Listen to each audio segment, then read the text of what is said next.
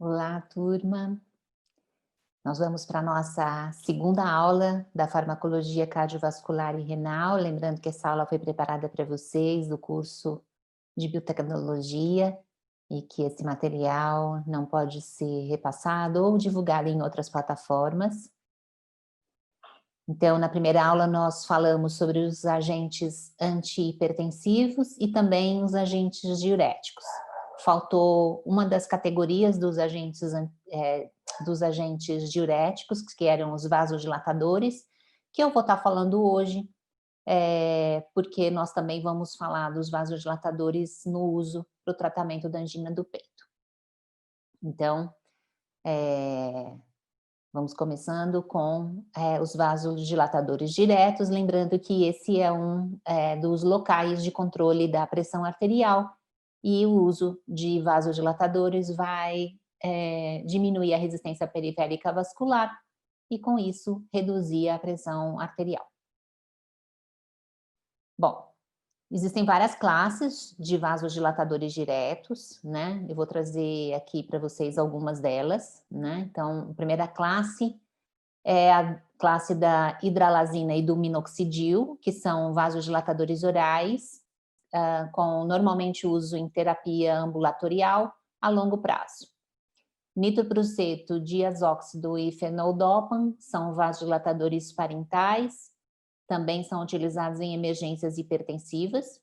E os bloqueadores de canal de cálcio são utilizados em ambas situações e não necessitam que a sua administração seja feita em hospitais ou ambulatorial.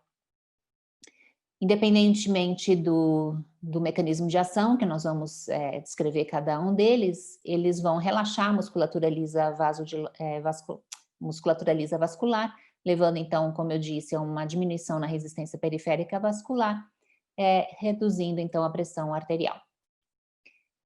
Os vasodilatadores diretos, eles são são mais funcionais, né, mais eficientes quando eles são associados com outros agentes antihipertensivos, que vão estar diminuindo ou minimizando aquelas respostas compensatórias, né, que a gente falou na primeira aula.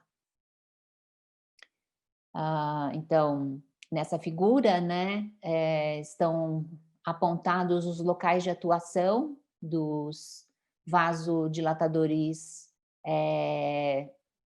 diretos e dos locais onde são utilizados os outros agentes para reduzir as respostas compensatórias. Então, os fármacos vasodilatadores vão diminuir a resistência periférica vascular e isso leva à queda na pressão arterial.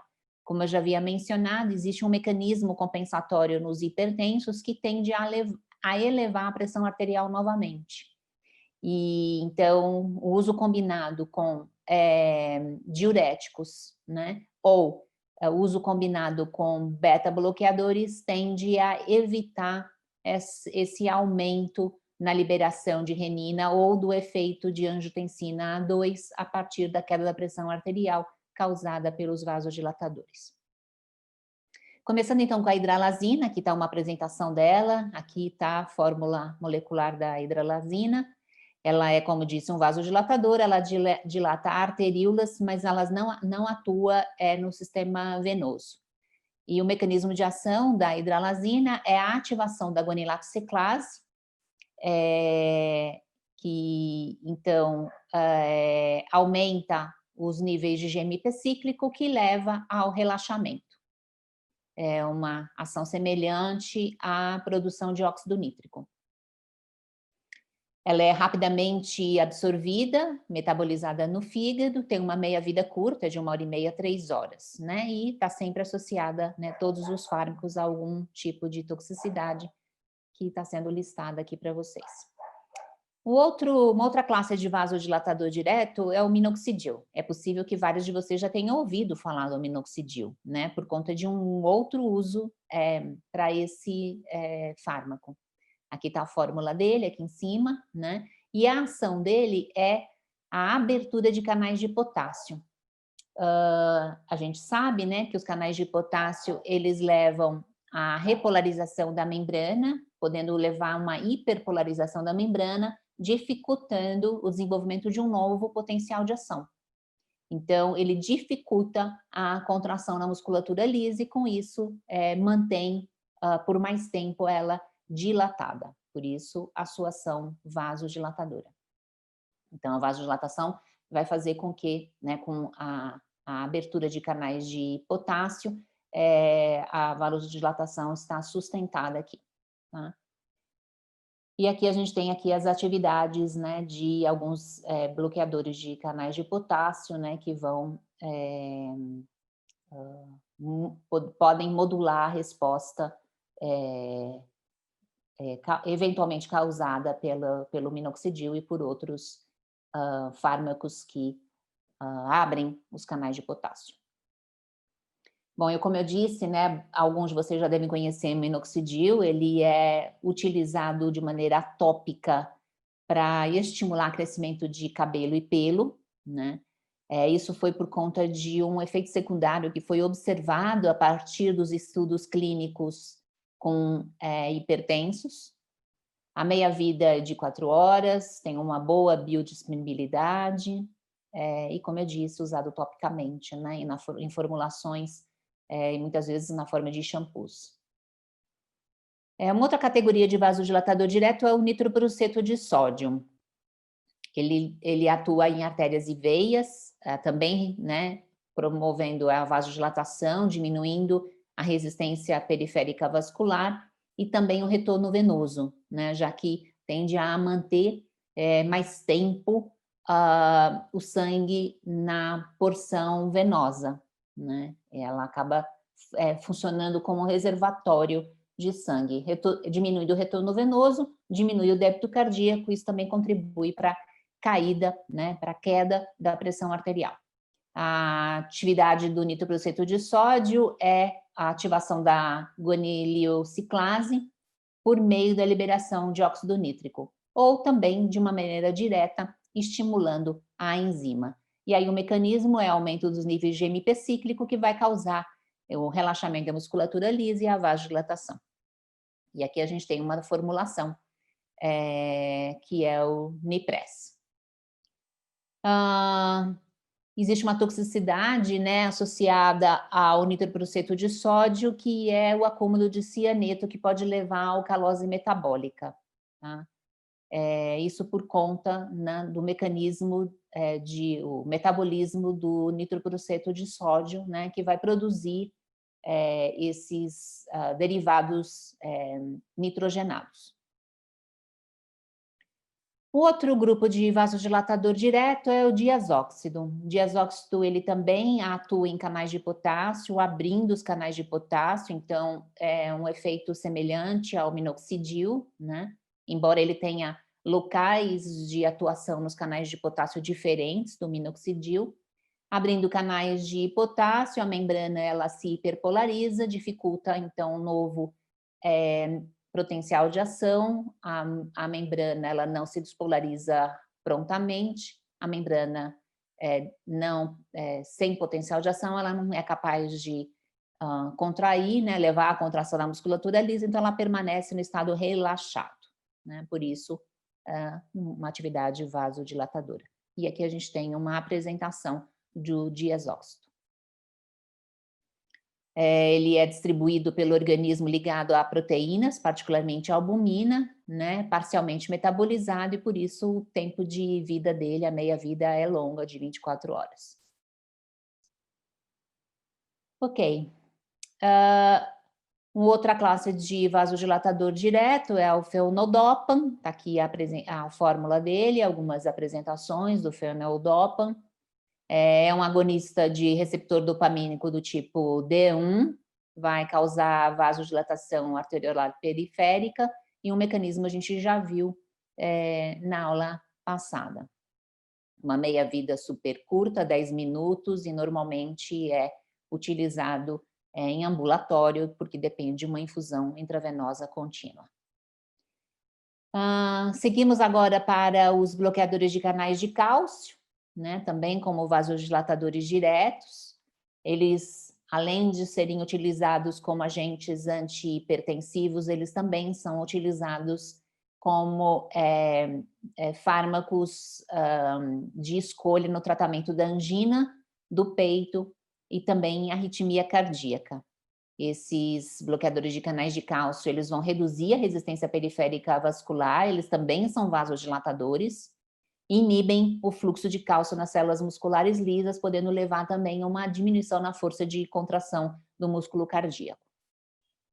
Então, lembrando, né, que a partir do momento que ocorre uma despolarização da membrana, a abertura de canais de cálcio, esse cálcio ele entra dentro da célula e esse aumento nos níveis de cálcio intracelular estimula a liberação dos estoques de cálcio que estão nos retículos sarcoplasmáticos também para o citosol, e isso leva ao mecanismo de contração da musculatura lisa. Nós vamos falar então mais dos vasodilatadores também nos seus efeitos antianginosos e antiarrítmicos.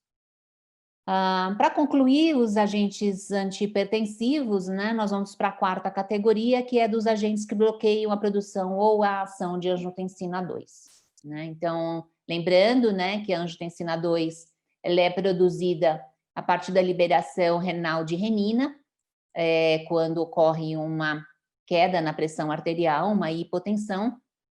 A renina vai agir sobre o angiotensinogênio, convertendo em angiotensina 1. A enzima conversora de angiotensina, que é a ECA, né, aqui em inglês ACE, vai converter a angiotensina 1 em angiotensina 2, e a angiotensina 2 é um potente vasoconstrictor, ele aumenta a resistência periférica vascular, elevando a pressão arterial. Além disso, a angiotensina 2 também vai estimular a liberação de aldosterona pela córtex da suprarrenal, que aumenta a retenção de sódio e de água. Então, agentes que vão bloquear ou a produção de angiotensina 2, né, por meio da inibição da enzima conversora de angiotensina, que é a ECA, ou bloqueando a ação da angiotensina 2 nos seus receptores periféricos, vai então reduzir esse efeito hipertensor da angiotensina 2, levando a uma queda na pressão arterial. Bom, então esses agentes que bloqueiam a produção de angiotensina 2, que são os inibidores da ECA, eles são bastante indicados, né? Têm sido muito utilizados na clínica para hipertensão. 20% dos pacientes com hipertensão, eles têm uma atividade de renina que é baixa e 20% possuem uma atividade alta. Esses que possuem atividade alta, eles vão responder bem aos bloqueadores beta-adrenérgicos, que vão reduzir, então, a atividade da renina plasmática. A gente acabei de fazer com vocês rapidamente um resumo, né, de como se dá a liberação de renina, né, e qual é a ação da angiotensina 2. Então, vamos começar falando dos inibidores da ECA. Esse é a família, né, dos fármacos que derivou do captopril.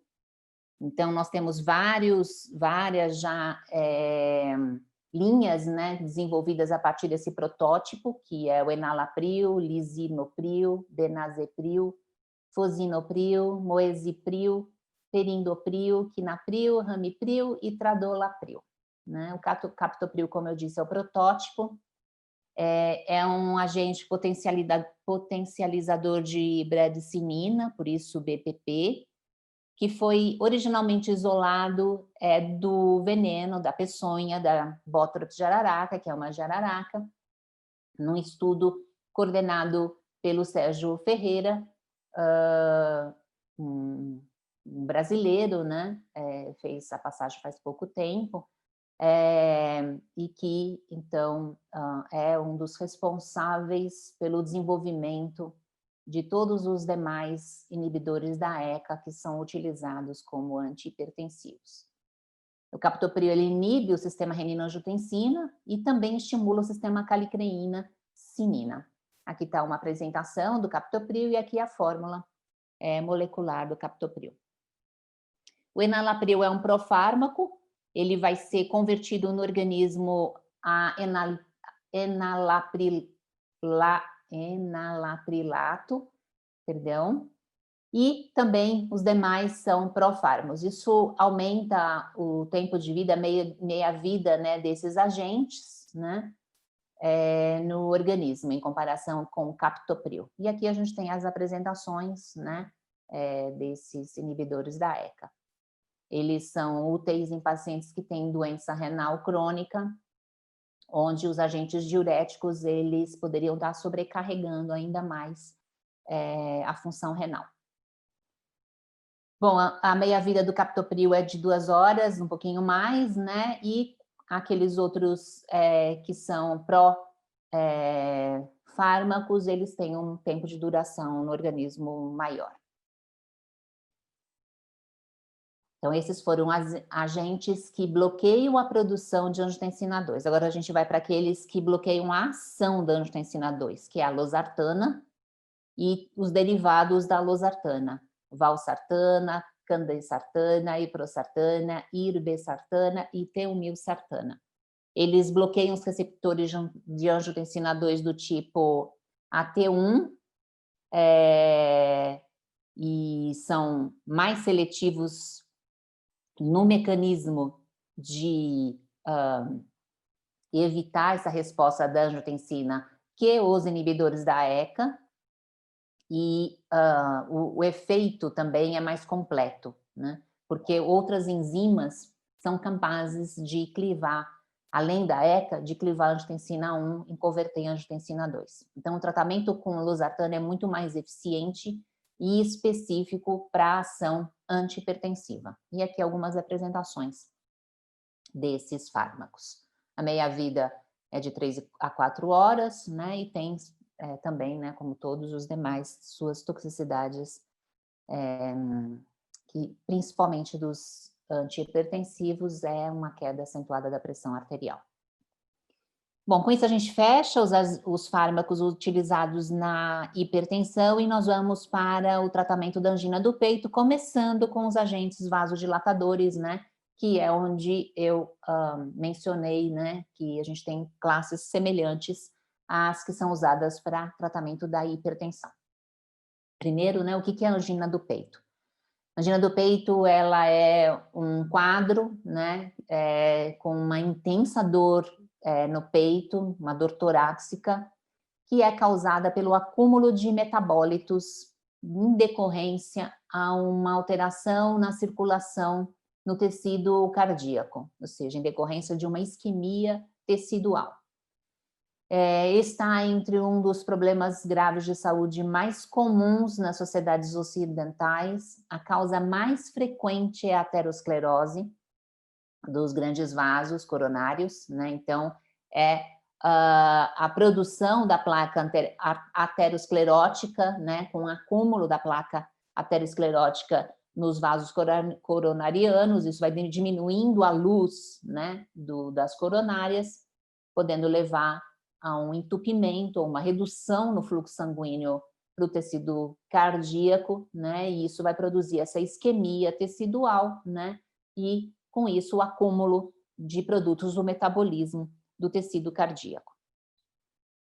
Essa placa, né, essa angina aterosclerótica é a angina clássica, mas a gente tem também, né, as formas variantes, que são aquelas causadas por espasmos transitórios em algumas partes nos vasos sanguíneos. Então, aqui mostrando, né, uma placa na artéria coronária, reduzindo, então, o fluxo sanguíneo coronariano, e isso vai causar essa isquemia no tecido cardíaco.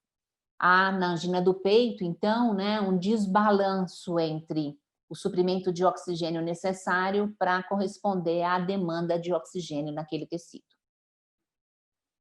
Bom, a fisiopatologia da angina, né, ela tem alguns determinantes, né? Então, o primeiro determinante é a demanda de oxigênio pelo tecido cardíaco, pelo miocárdio, né? O miocárdio, ele usa 75% do oxigênio que chega ao coração numa situação normal. Quando o indivíduo está com uma demanda cardiovascular aumentada, por exemplo, no estresse, a frequência cardíaca aumenta, a força de contração no coração também aumenta, a pressão arterial e o volume ventricular aumentam. Isso vai fazer com que a demanda de oxigênio por esse tecido aumente também. Então, um determinante, né, um determinante da fisiopatologia da angina é esse aumento na demanda de oxigênio causada por um esforço aumentado do tecido. O segundo determinante é o fluxo sanguíneo nas coronárias e o suprimento de oxigênio para o tecido cardíaco que é provido por esse fluxo sanguíneo coronariano. Então, o aumento da demanda, que a gente acabou de falar aqui em cima, vai exigir um aumento no fluxo sanguíneo coronariano. Muito bem.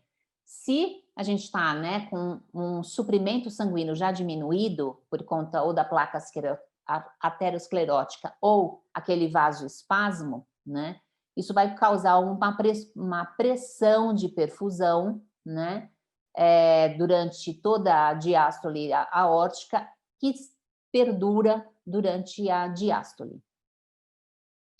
E um terceiro determinante é o tônus vascular, que é mantido pelo estado de constricção das artérias e venoso, né? Ele depende da produção de GMP cíclico, de cálcio, aquele cálcio proveniente dos estoques internos, e da despolarização da membrana, além dos níveis de AMP cíclico.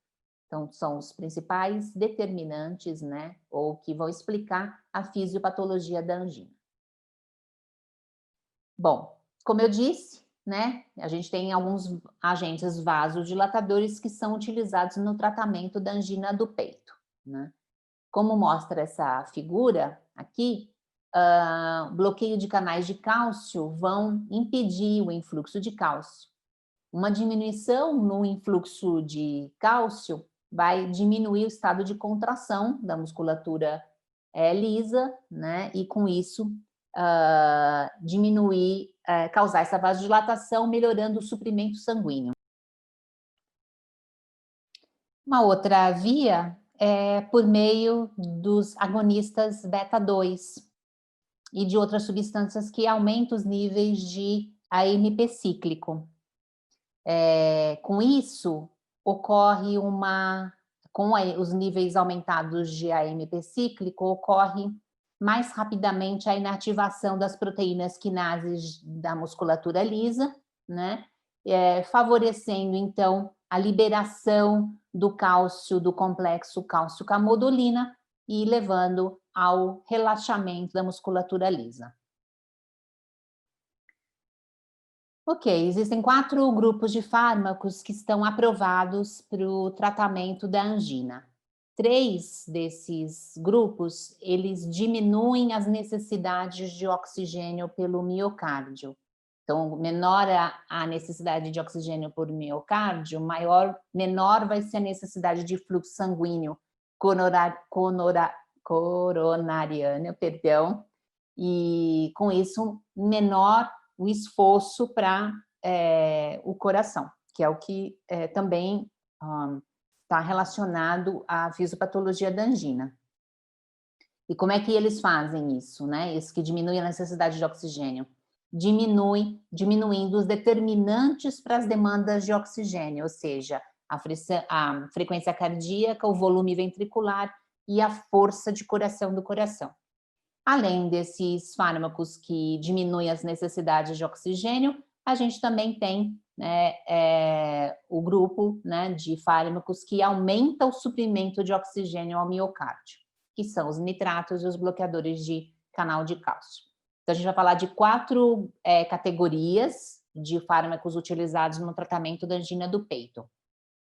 Os nitratos orgânicos, os bloqueadores de canais de cálcio, os beta-bloqueadores e os inibidores da PFOX. Então, começando com os nitratos orgânicos e nitritos. O protótipo desses fármacos é a nitroglicerina. Então, a gente tem aqui a nitroglicerina, ela é, né, sintetizada a partir da glicerina. A formulação dela, a apresentação dela na fórmula sublingual, embora ela possa perder potência, né, com essa forma de administração.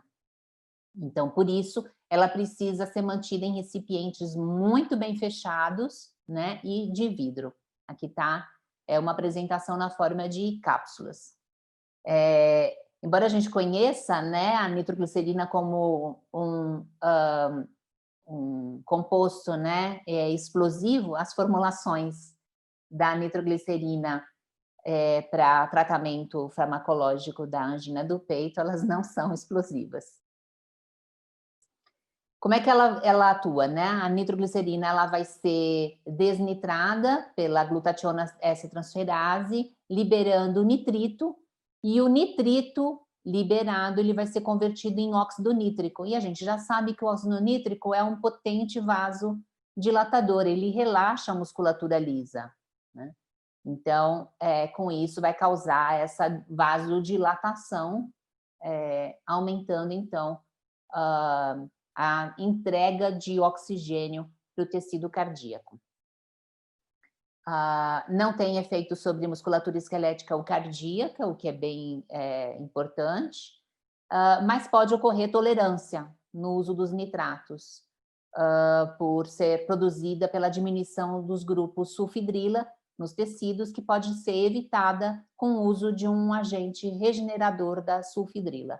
Então, se for ser utilizada por um tempo prolongado, é interessante estar fazendo uso, né, de agentes que vão regenerar a sulfidrila para que a tolerância ao uso da nitroglicerina não se dê.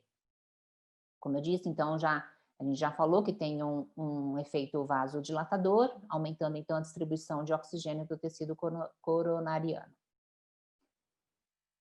Aqui tem a forma de metabolização e aqui as apresentações.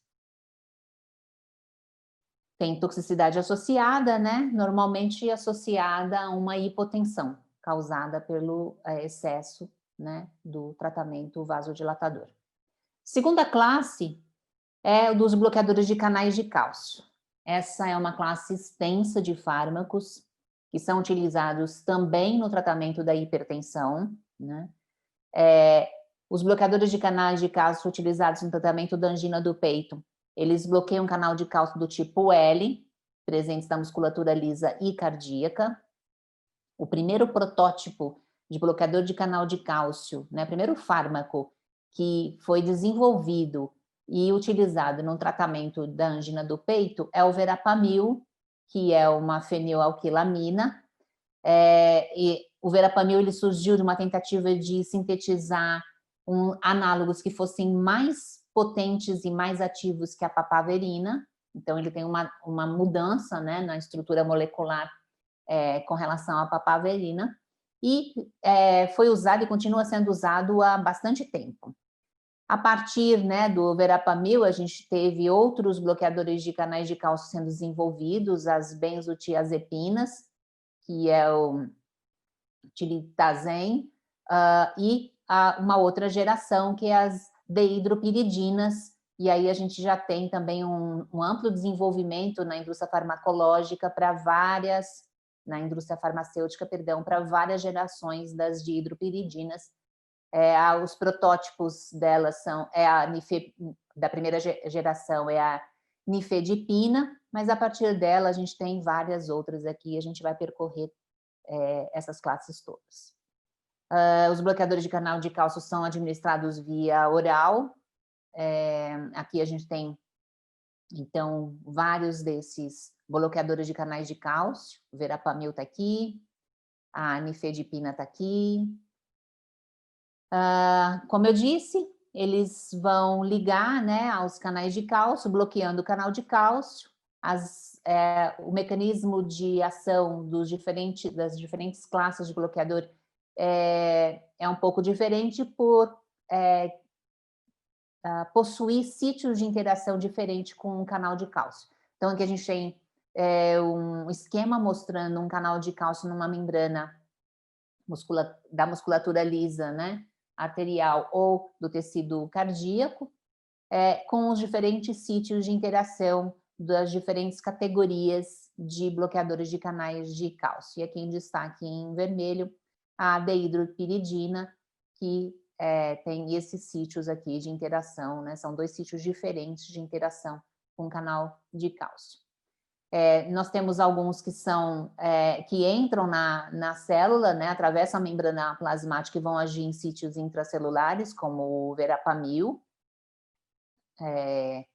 que vai agir, então, em sítio intracelular. Todos eles vão relaxar a musculatura lisa, né? Além disso, eles também reduzem a força de contração no coração, com isso diminuindo a demanda de oxigênio cardíaco. Então, além de aumentar o fluxo de sanguíneo e de distribuição de oxigênio para o tecido cardíaco, né, com esse efeito vasodilatador, eles também reduzem a demanda de oxigênio pelo próprio coração, porque diminui a força de contração cardíaca. Bom, todos os fármacos, né, como a gente já sabe, têm a sua toxicidade, né, e aqui o principal deles está relacionado à depressão cardíaca. Bom, a terceira categoria, né, é a categoria dos beta-bloqueadores. Os seus efeitos, eles estão relacionados aos efeitos hemodinâmicos, reduzindo a frequência cardíaca, a pressão arterial e a força de contração, e isso reduz as necessidades de oxigênio pelo tecido cardíaco, tanto durante o repouso quanto durante o exercício. O uso desses beta-bloqueadores o uso reduz a mortalidade dos pacientes com infarto do miocárdio já recente, melhoram a sobrevida e evitam a ocorrência de acidentes vasculares cerebrais nos pacientes com hipertensão.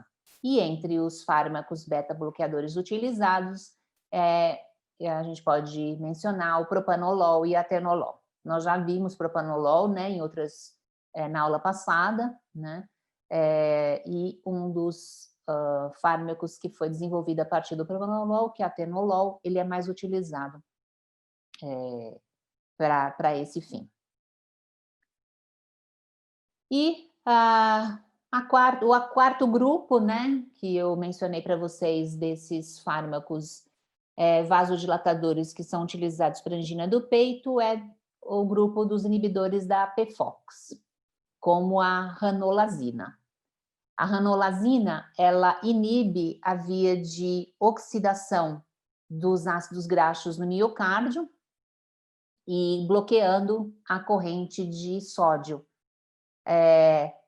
Bloqueando a corrente de sódio, isso facilita o influxo de cálcio, né? Então, a gente tem aqui, né, um aumento, né, por conta dos efeitos no trocador de sódio e cálcio, uma alteração nesse influxo de cálcio por conta do bloqueio de correntes de sódio.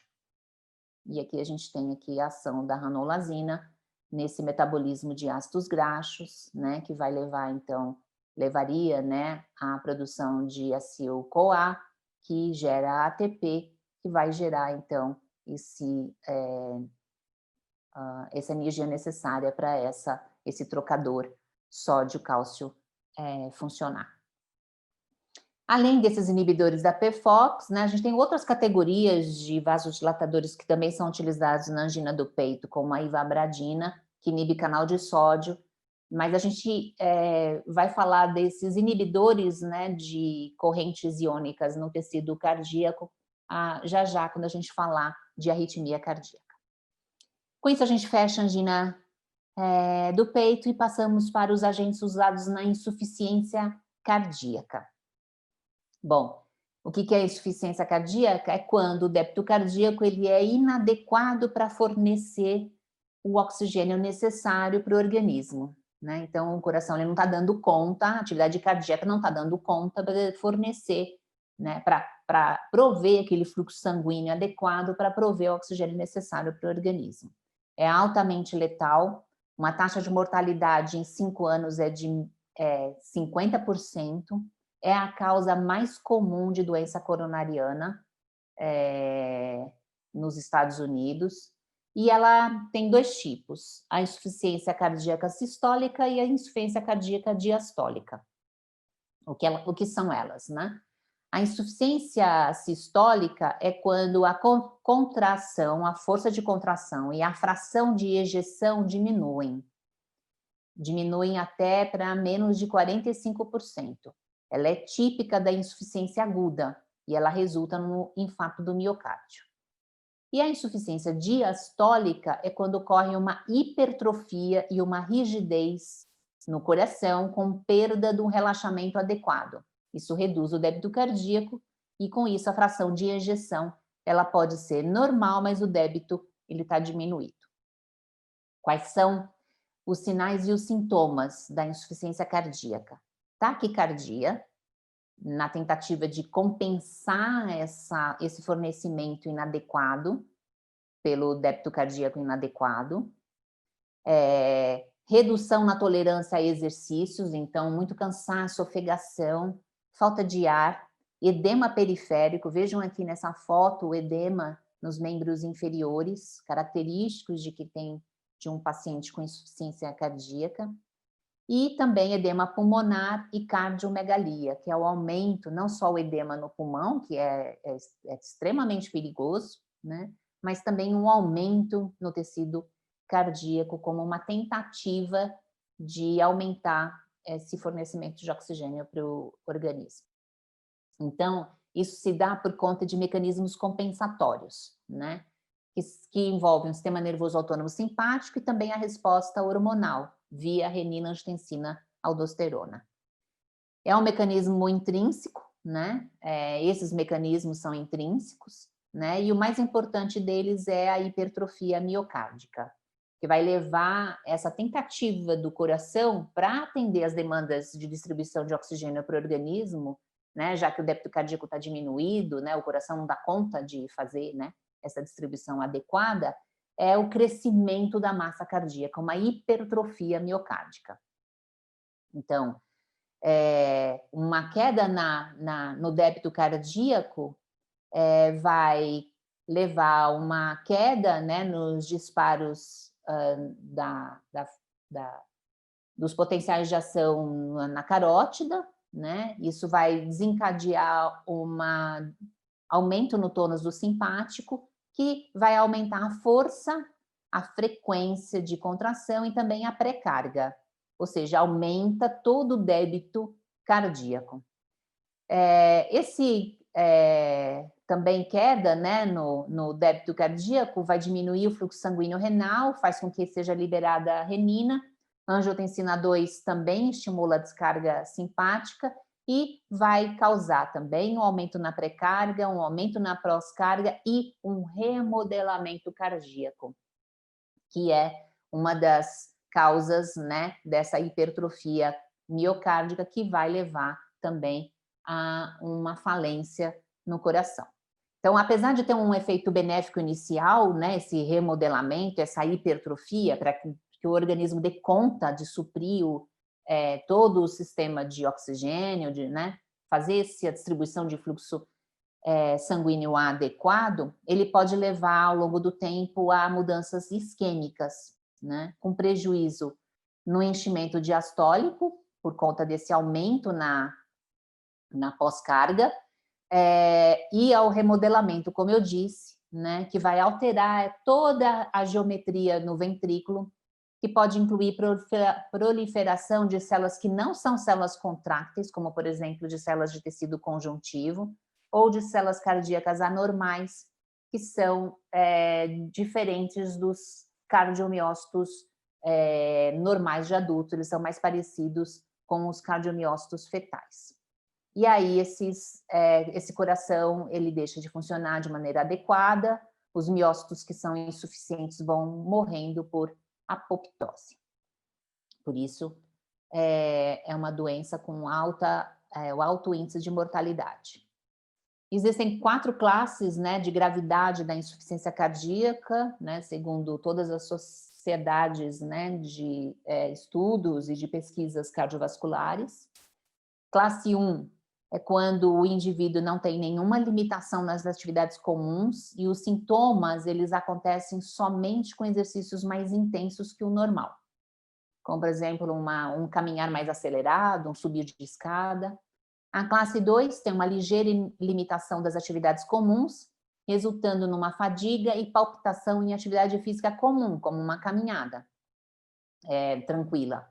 Classe 3, nenhum sintoma em repouso, mas tem fadiga, dificuldade, palpitação, com atividade física menos intensa que o normal. E a classe 4 tem sintomas mesmo no repouso. E esse gráfico aqui mostra a taxa de sobrevida dos indivíduos com insuficiência cardíaca em anos, né? Na classe 1 e 2, essa curva aqui de cima, e a classe 3 e 4, essa curva aqui de baixo. Então, olhem, se a gente pegar aqui 50% em 2 anos, ou seja, a sobrevida dos indivíduos com insuficiência cardíaca da classe 3 ou 4 é de 50% em 2 anos. Então, é algo muito sério. Bom, para a gente falar dos fármacos que atuam, né, que são usados na insuficiência cardíaca, vamos rever rapidamente esse mecanismo da força de contração do coração, né? Nós vamos estar falando do papel do cálcio nesse mecanismo. Então, a partir do momento, né, que chega um estímulo via aquele sistema de condução cardíaco, a partir, né, das células marca-passo, há uma despolarização na membrana dessa célula, que vai levar com que ocorra a abertura de canais de cálcio do tipo L. Cálcio, então, entra nessa célula. Esse cálcio que entra de estoques externos é o cálcio que a gente chama de cálcio disparador. Por que ele é disparador? Porque é esse aumento de cálcio citosólico na fase inicial que vai estimular a abertura de canais de cálcio presentes no retículo, na membrana do retículo sarcoplasmático, fazendo com que o cálcio que está estocado no retículo saia do retículo. E esse cálcio que sai do retículo é o cálcio ativador. É ele que vai se ligar, né, às proteínas contrácteis, fazendo com que a contração cardíaca aconteça. Bom, então, há várias vias ou maneiras durante todo esse processo, né, em que essa resposta ela pode estar modificada, né? Então, por exemplo, a sensibilidade das proteínas contrácteis ao cálcio, a quantidade de cálcio que é liberada do retículo sarcoplasmático, né, que é proporcional à quantidade armazenada no retículo e também a quantidade de cálcio disparador. A quantidade de cálcio armazenado no retículo também depende da ação de uma bomba, que é a bomba que coloca cálcio de volta para dentro do retículo, né? Que é a cerca. Quantidade de cálcio disparador também vai modular todo esse mecanismo, né? E a disponibilidade de canais de cálcio do tipo L, além do seu mecanismo, né, da condutância, ou seja, quanto de cálcio atravessa esse canal, né? E também quanto tempo esse canal permanece aberto. Aqui a gente vai ter os simpático-miméticos aumentando esse tempo de abertura e os beta-bloqueadores diminuindo. Além da atividade do permutador cálcio-sódio, né, que depende de concentrações de cálcio e de sódio, por isso que bloqueador de sódio, por exemplo, pode interferir nesse mecanismo, como a gente viu há pouco, depende então das concentrações dos dois íons. E também, né, da condutância de canal de sódio e da atividade da bomba sódio-potássio ATPase, que vão determinar esse cálcio dentro da célula, que vai ser muito importante também para regular os níveis de cálcio intracelulares. Então, a gente tem vários determinantes nesse mecanismo, várias vias de interação de fármacos para modificar a força de contração do músculo cardíaco.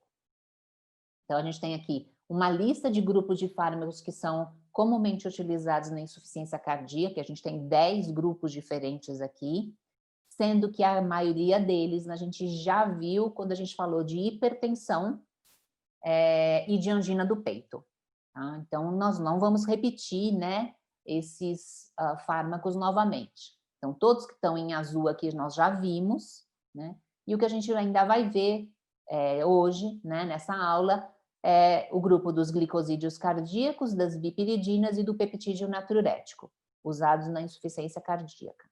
Aqui a gente tem um destaque com esse asterisco vermelho para todos aqueles fármacos que não modificam a força de contração do coração, ou seja, que não têm efeitos inotrópicos positivos, e os que estão com o asterisco verde, eles, além, né, de ter ação, né, local, seja ela qual for, né, nós vamos ver aqui quais são os mecanismos, eles apresentam também um efeito inotrópico positivo, ou seja, aumenta a força de coração no coração, a força de contração do coração. Começando então com os glicosídeos cardíacos, também chamados de digitálicos, por quê? Porque o protótipo desse grupo é a digoxina, que foi originalmente extraída de uma planta que é a Digitalis purpurea. Como é que essa digotoxina e todos os digitálicos funcionam? Como, por exemplo, a oubaína, bloqueando a bomba sódio-potássio ATPase. Se essa bomba sódio-potássio ATPase está bloqueada, isso vai interferir com os níveis de sódio intracelulares. E isso vai interferir com esse trocador cálcio-sódio, interferindo, então, com os níveis de cálcio intracelulares, e aí, com isso, a gente tem o efeito inotrópico, tá? Aqui a gente também tem o efeito na produção de despolarização atípicas, né, que são as despolarizações tóxicas do uso dos digitálicos. Então, aqui a gente tem um potencial de membrana controle, os níveis de cálcio detectados intracelularmente e aqui a resposta contrátil.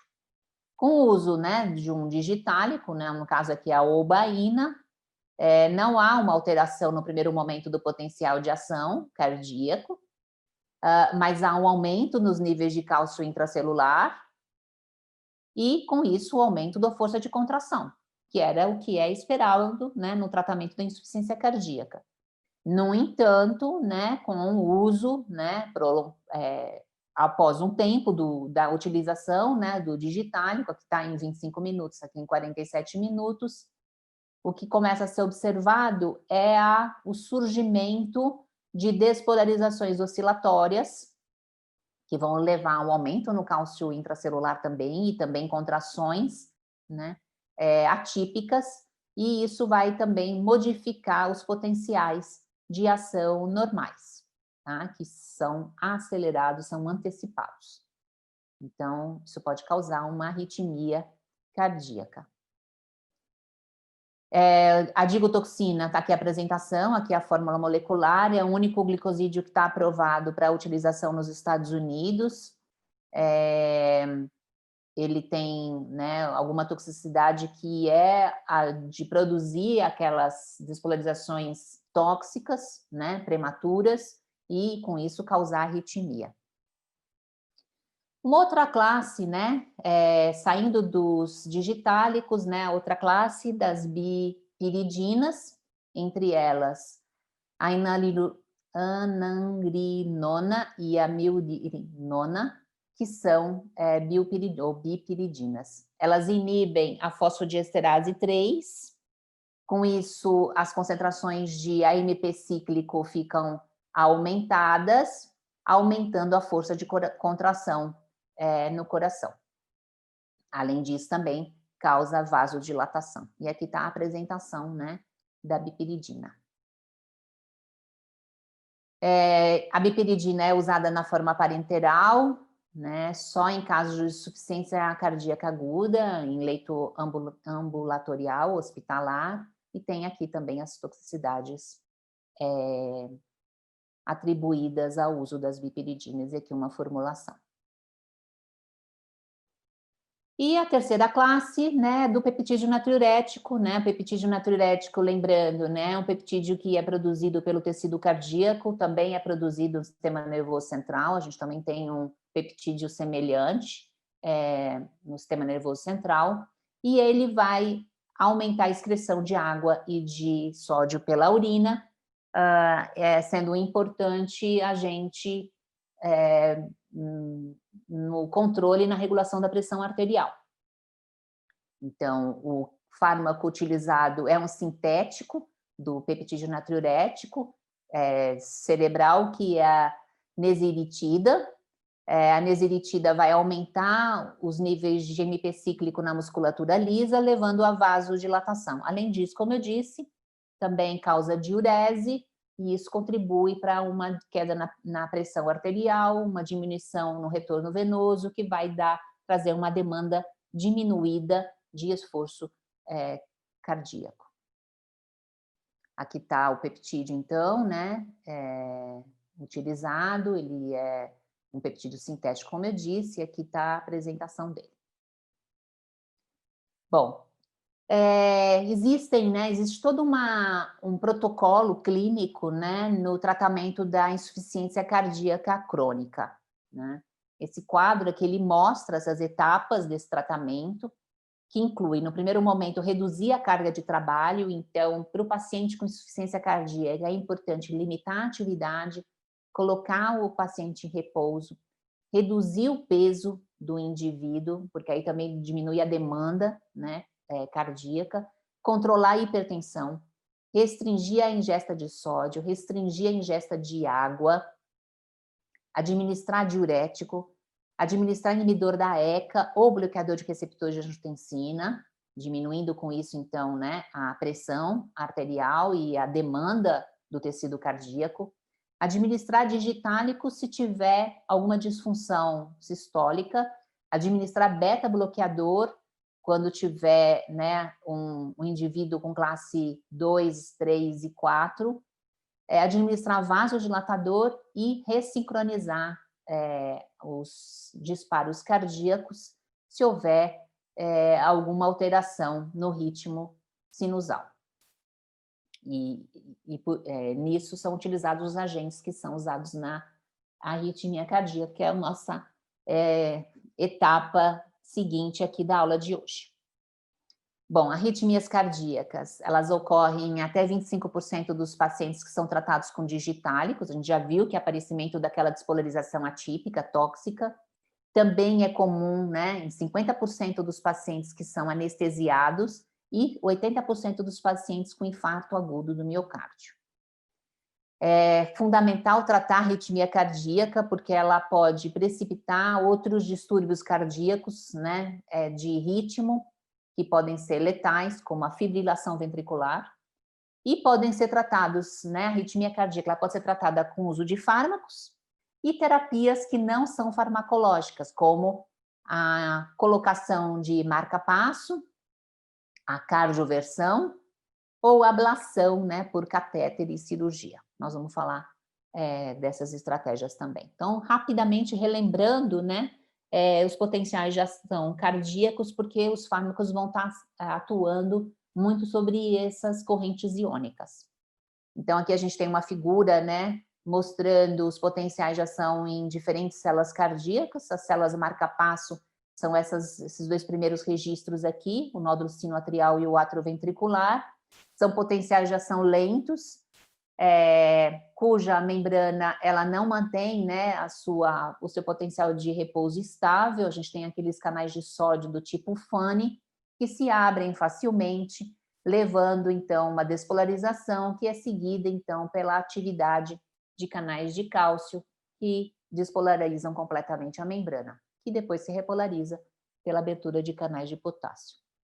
E aqui a gente tem os potenciais de ação de células contrácteis, né, dos cardiomiócitos, que são potenciais de ação rápidos, em que a gente tem os canais de sódio e de cálcio responsáveis pela despolarização rápida, Depois a gente tem a manutenção desse platô por canais de cálcio, que é a fase contráctil, né? E depois a repolarização em canais de potássio. E aqui nessa figura mostrando o decurso temporal desde da fase inicial, que é a primeira despolarização nas células marcapasso sinoatriais, até em 0,22 segundos, ou seja, 200 milissegundos, a gente já tem os potenciais de ação chegando em todo o resto do coração. E aqui, de novo, né, esses potenciais de ação, né, e o resultante, né, o somatório, que é a atividade elétrica de campo obtida pelo eletrocardiograma numa derivação que envolve, né, os detectores torácicos.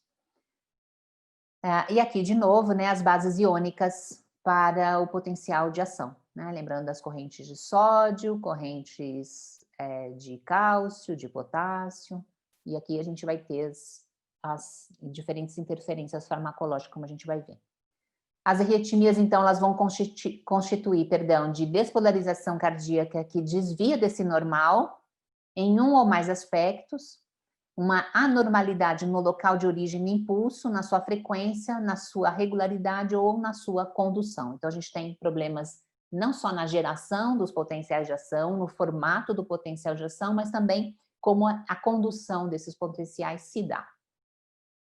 Muitos fatores vão precipitar ou agravar as arritmias cardíacas, como isquemia, hipóxia, acidose, alcalose, anormalidade eletrolítica, exposição às catecolaminas, influências do sistema nervoso autônomo, toxicidade de fármacos como próprios digitais que a gente acabou de ver, ou os antiarrítmicos, estiramento excessivo das fibras cardíacas, por exemplo, na insuficiência cardíaca, presença de tecido cicatriz ou de alguma doença. Todas as arritmias, elas vão resultar de distúrbios na formação de potencial de ação, distúrbios na condução do potencial de ação ou de ambos. Então, nós vamos falar primeiro dos distúrbios na formação do potencial de ação,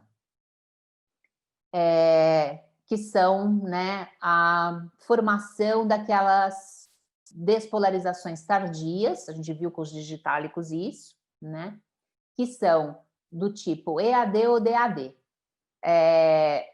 Esse aqui são as pós-despolarizações antecipadas, elas acontecem no meio do platô, e as DAD, que são as delayed, que acontecem após o término do primeiro potencial de ação, mas antes do início do potencial de ação seguinte, né? Então, são pós-despolarizações. Vão produzir essas arritmias. E distúrbios na condução, né? A principal delas é o distúrbio chamado de reentrada. Isso acontece porque o potencial de ação ele vai reentrar e excitar áreas do coração mais de uma vez. Para que isso aconteça, é preciso que tenha ou um obstáculo anatômico fisiológico, né, que vai fazer com que essa reentrada aconteça, um bloqueio unidirecional, ou o tempo de condução ele excede o período refratário. Então, a gente tem aqui um registro de potencial de ação normal nessa região aqui cardíaca, né? Então, o potencial de ação veio, ele está sendo conduzido para cá, daqui ele é distribuído para cá, mas, né, ele encontra em algum momento o potencial de ação que veio por aqui, mas ele já está, né, diminuindo essa intensidade, então não tem problema algum, ele é normal, né? Aqui ele está normal. Mas se a gente tem aqui um bloqueio de alguma natureza, né, que pode ser anatômico, fisiológico, ou, né, algum distúrbio no potencial de ação que faz com que ocorra um tempo refratário diferente, o potencial de ação aqui, ele veio para cá e ele, né, ele consegue reentrar por aqui e vai chegar aqui de novo, né? Então, olha só como fica o potencial de ação. Aqui é uma arritmia bem característica. Os agentes, então, usados na arritmia cardíaca. O objetivo é reduzir essa atividade anormal do marcapasso, né? Então, diminuir despolarizações tóxicas e atípicas, modificar a condução ou o período período refratário, né, nesses circuitos de reentrada. Então, a gente tem 4 categorias de agentes usados nas arritmias cardíacas: os bloqueadores de canal de sódio, que é a classe 1, bloqueadores dos efeitos autonômicos simpáticos, que é a classe 2, um prolongamento do período refratário para impedir que venha uma reentrada e surja um novo potencial de ação, que é a classe 3, e bloqueadores de canal de cálcio, que é a classe 4.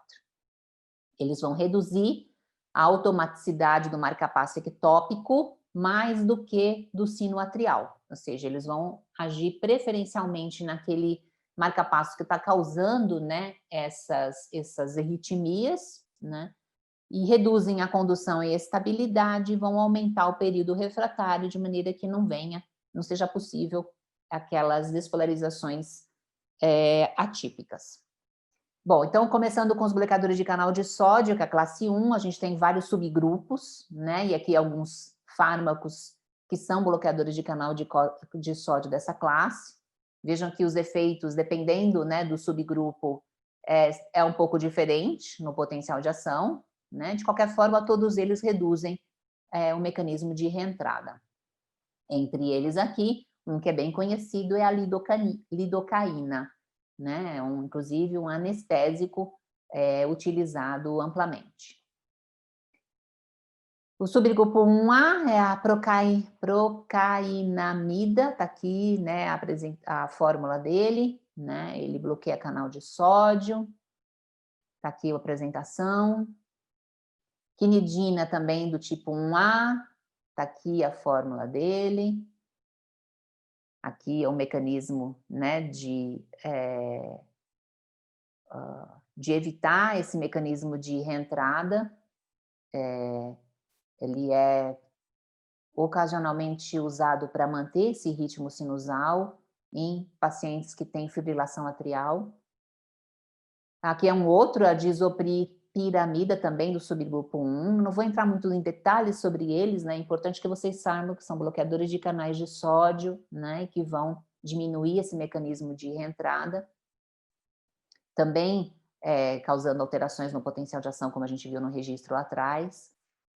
Aqui é a apresentação da nisopiramida.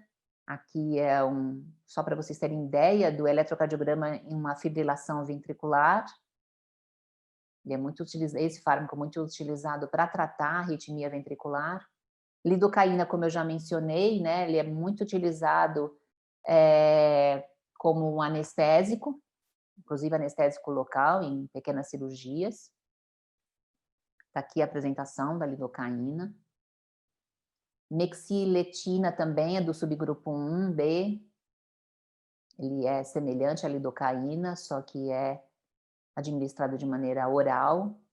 Aqui está a apresentação da mexiletina. Flecaimidina também, bloqueador de canal de sódio, agora do subgrupo 1C. Está aqui a fórmula molecular, uma das apresentações, utilizado em arritmia supraventricular. Bom, então, classe 1, bloqueadores de canal de sódio. Classe 2, bloqueadores dos efeitos autonômicos simpáticos, que são os bloqueadores beta-adrenérgicos, propanolol e os fármacos semelhantes, né? E aqui a gente tem, né, as variações no eletrocardiograma antes do uso do propanolol e depois do uso do propanolol. Dá para ver aqui, né, as mudanças, né, significativas em boa parte do perfil do eletrocardiograma. Nós já falamos dos beta-bloqueadores adrenérgicos, já falamos do propanolol mais de uma vez, então não vou mencionar novamente. A terceira classe, que é aqueles dos fármacos que vão prolongar o período refratário. Eles vão prolongar o potencial de ação, geralmente bloqueando o canal de potássio ou aumentando as correntes de influxo, canais de sódio. Eles normalmente levam uma dependência do uso reverso, porque o prolongamento do potencial de ação ele vai ser menos acentuado com as frequências rápidas, onde ele é desejável, e mais acentuado nas frequências lentas, onde ele pode contribuir para um risco de uma alteração no eletrocardiograma, que é o torsar pontuar. Da classe 3, a gente tem a amiodarona, está aqui a fórmula molecular, então esse fármaco ele bloqueia as correntes de potássio. Se bloqueia a corrente de potássio, a repolarização ela é mais lenta e com isso aquela fase de platô ela fica aumentada, aumentando então esse período refratário, que é o que é interessante. Além disso, eles causam também vasodilatação. Aqui é a apresentação da amiodarona. Uma outra fármaco dessa mesma classe, que é a classe 3, é o bretílio, está aqui a fórmula do bretílio. Ele vai prolongar o potencial de ação ventricular, mas não atua no atrial e também prolonga o período refratário de maneira efetiva. A quarta classe, que é dos bloqueadores de canal de cálcio, nós já falamos deles, não só na hipertensão, mas também